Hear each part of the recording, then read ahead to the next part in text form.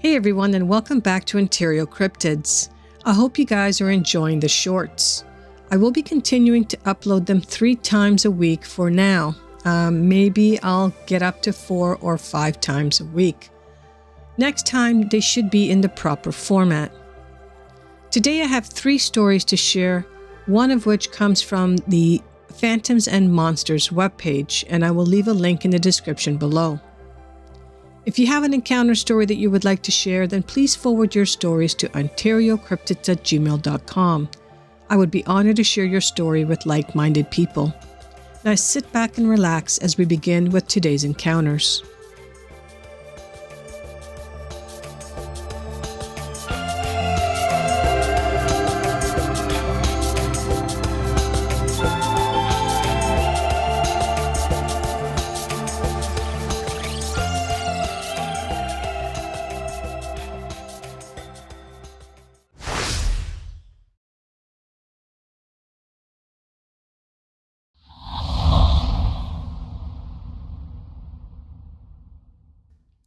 All right, this first one takes place in the summer of the early 1970s. We're heading to Westmoreland County, Pennsylvania, and the nearest town is Derry. I had a little pony I was riding, and I was supposed to meet a friend, Holly, by this little village. I was riding bareback that day, and as my pony King came to the top of this hill, we were on a little back road. He suddenly stopped dead and braced himself and put his ears straight forward, as though he were looking and listening to something. I looked down the road, and about 400 feet away I saw this big reddish-brown thing on the road, which happened to be the same color as Holly's horse, and it was moving towards us. Keep in mind, this all happened so very quickly, but at the time, it seemed like everything was going slowly. My first thought was, oh, Holly must have gotten thrown from her horse, and her horse is heading back to the barn. But as I was thinking this, the thing was getting closer, and I could see it was very big. It had long reddish-brown hair, and its arms were swinging back and forth as it walked towards us. It had very long arms. As I suddenly realized that this was a Bigfoot, my pony, on his own, reared up and turned at the same time and took off running back down the hill we just came up.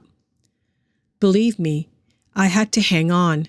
My biggest fear was falling off and Bigfoot getting me. I made him turn into this lady's yard at the bottom of the hill, and I yelled and screamed till she came out. Then she went in and called my uncle. My uncle showed up and followed me in his truck till I got the pony back to the barn. Then he and I got in his truck and we went back to where I saw the Bigfoot. He got out and looked at the woods along the road, and he did find a place where the branches had been broken as if something had left the road and went into the woods. This was all reported to Stan Gordon many years ago. The only thing I can really say as far as being descriptive is that it was very, very quiet that day. It also seemed as if my pony and I were hit at the same time with this knowledge that this thing was not something normal coming towards us. We both reacted together. Thank goodness, 'cause being bareback, I almost slipped off. As far as Bigfoot himself, he was very tall, but also very broad, a stocky and sturdy kind of build. He had reddish-brown long hair all over, although his head seemed like there was less hair, and it was small in proportion to his body. I did not see his face. His arms were very long, and they just swung back and forth as he walked. For some reason, those long arms stand out in my mind. Anyways, it doesn't matter to me anymore after all these years, if anyone believes me or not. I know what I saw. Oh, and when I saw Holly later that day, I had to ask her if she had gotten thrown off her horse while out riding. She said no.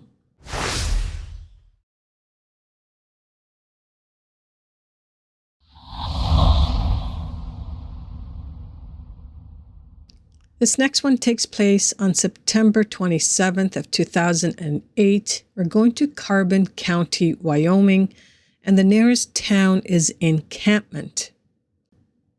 My husband, parents, and I had set up a camp in the Medicine Bow National Forest. Our camp consisted of a fire ring, cooking table, large tent, and 3 vehicles.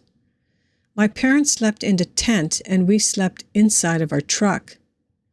My husband awoke at 5:30 a.m. to go elk hunting. He got dressed in the truck cab, then exited the cab and continued to get his hunting gear nearby. He had gotten a late start and it was beginning to lighten up outside. I sat up in the truck for a second and out of the back window saw a black figure run between my parents' tent and the 3rd vehicle. I only saw the figure for half a second and I only saw the torso up. I had just woke up and around the edges of the truck window had a little fog around them, so I initially thought it was my husband, but he was still standing between the truck and the 2nd vehicle. I laid back down and I got to thinking about what I saw. I sat back up and I started watching my husband move around the camp. He was wearing his camo overalls and a camo coat.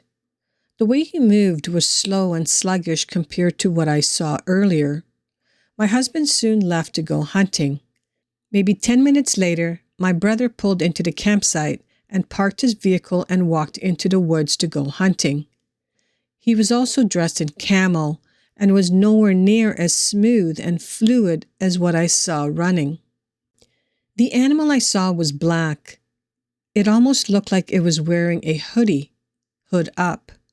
There was no distinction between the head and the shoulders. It was smaller than my husband, but both in height and in weight. My husband is 6 foot, 230 pounds. It looked slender. What impressed me the most was the speed and the smoothness of the running motion. This thing was fast. I cannot imagine another person being in our camp. There was a road up a hill next to our campsite, and hunters were driving by here and there, probably no more than 4 or 5 cars all morning. There were hunters all over the forest.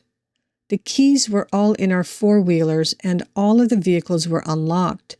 So if it was a person nosing around, there was nothing left out the night before for someone to steal from our camp, other than the vehicles. It took me about 15 minutes of running this scenario through my mind over and over to realize what I saw. It was too late to get out and look for the animal. So I stayed in the warm truck a little longer until my parents started moving around camp. I looked all over the campsite for any prints but found none. It had rained the day before and the ground was somewhat wet, but I was unable to leave a footprint myself. I even tried jumping to make a print. I weigh 150 pounds. My father made a comment that something was making noise all night by the creek. He thought it was probably a porcupine. I asked my husband if he saw anything, and he did not. He's not the most observant person.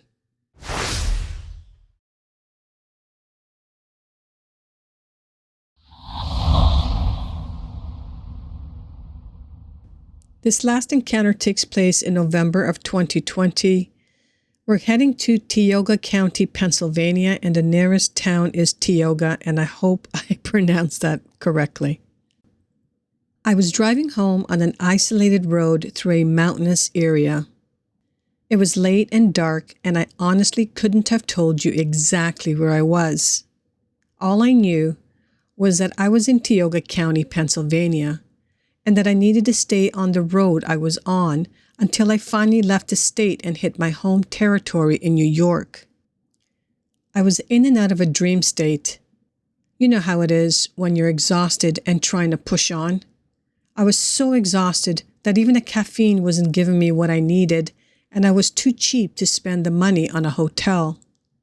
However, when I was approaching a curve, this is where my story occurs. My headlights lit up something that looked like a person, except almost double, if not triple, in size. I had to swerve to avoid it. I sure as hell woke up from that. I wasn't sure if I had clipped him or her, but my car started sliding and I went into a ditch. The first thing I did was to get out to make sure that I hadn't just hit somebody. I was thinking, why would there be somebody out there in the middle of nowhere wearing all black? There was no one around, and I was pretty sure that there had been somebody on the road. I was certain of it. My car was good and stuck.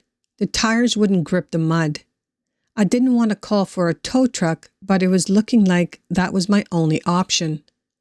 I sat in my car and tried phoning out when I was sure I had seen movement. I was hoping it was someone willing to help me, but then I thought it was just my exhaustion playing tricks on me. I shook my head wondering if it would be a good idea just to sleep right there in the ditch and wait for the tow truck. Then it started to rain, heavily.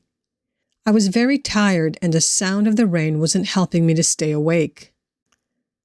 Then the thought of sleep was suddenly gone when the driver's side window was blocked by the drenched furry body of something very large. It was walking on two legs, but there was no way that this was a human. It stopped, then peered into the window. It was so ugly and evil-looking that it's the only description that I feel is even appropriate. It was pointing its long wolf-like snout right at me and baring its teeth in a menacing grin, like it was smiling at me as if it was happy that I was trapped in this little metal enclosure. Those long yellow fangs. The worst part was its eyes. There was no soul in them, but they had a supernatural glow. It then ran its claws on my window, which made a scratching sound. It was so sadistic, so evil. It maintained a stare and a grin like it was letting me know that there was no way I can run.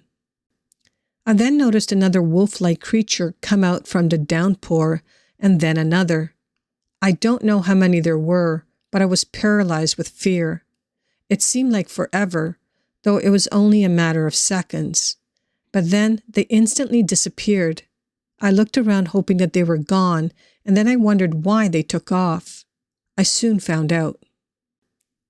A pickup truck pulled up behind me. The old man stepped out, walked up to my driver's side window, and volunteered to pull me out of the ditch. He looked at me and asked if I was all right. I didn't tell him what I had seen. He hooked a chain to my car and quickly pulled me out of the ditch. I thanked him profusely and offered to pay him for his trouble. He refused any payment. I then felt comfortable enough to tell him what had happened to me and that I had never seen anything like it before. After I described what I had seen, he got a strange look on his face, almost like he had heard this before. I asked him questions, but he was very dismissive. I was positive that he was aware of these beasts. This was in November of 2020. I will never forget it. I can only imagine what may have happened to me if that old man had not come to my rescue. Well, I hope you all enjoyed these 3 encounter stories today. I find the Dogman stories a little bit scarce, and I thought I would share this one. Leave a comment if you would like to hear more Dogman encounters. Speaking of comments, as Shirley Knott would say, this comment is to feed the algorithm monster. Turns out it likes munching on comments, replies, and likes to both. Why not spread some positive vibes, give it a snack, and then watch the channel grow? Thank you, Shirley Knott, for your positive encouragement to the OC community. If these stories reminded you of an encounter that you would like to share, then please forward your stories to OntarioCryptids@gmail.com. I would be honored to share your story on this channel. Thank you all for listening until the end. I truly appreciate it. Please hit the like button on your way out and smash that subscribe button if you're new to my channel. Have a great weekend, and I hope to see you all next week right here on Ontario Cryptids.